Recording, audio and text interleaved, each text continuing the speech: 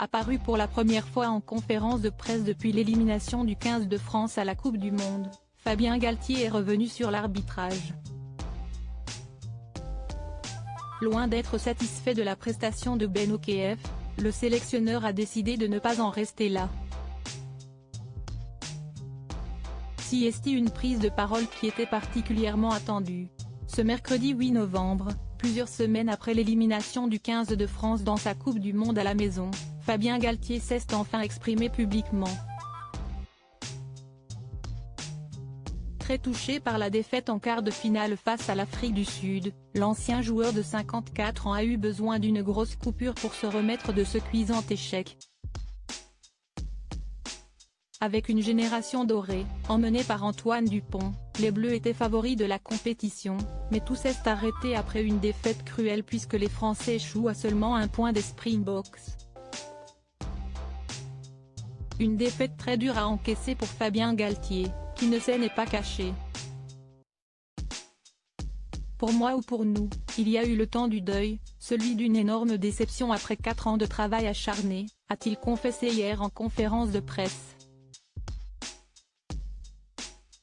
Un élément de ce quart de finale reste encore en travers de la gorge du sélectionneur, l'arbitrage.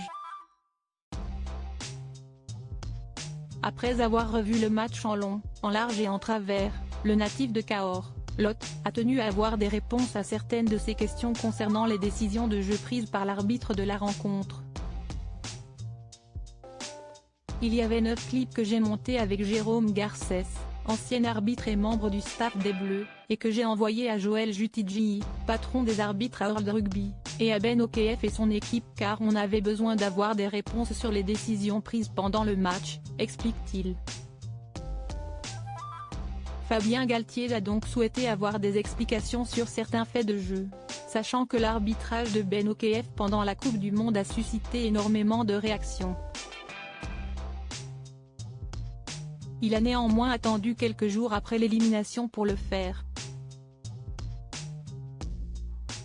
C'était à peu près le 5e jour, que le sélectionneur a envoyé les clips vidéo, sachant qu'on n'était plus une urgence pour World Rugby puisqu'il préparait les demi-finales, précise l'ancien demi d'ouverture. Le sélectionneur, qui a vécu des moments compliqués les jours qui ont suivi le terrible échec du 15 de France, n'a pas précisé si Ben Okef ou World Rugby ont répondu à ces demandes. Néanmoins, l'instance internationale a reconnu 5 erreurs majeures dans ce quart de finale face à l'Afrique du Sud, dont 3 en défaveur des Bleus.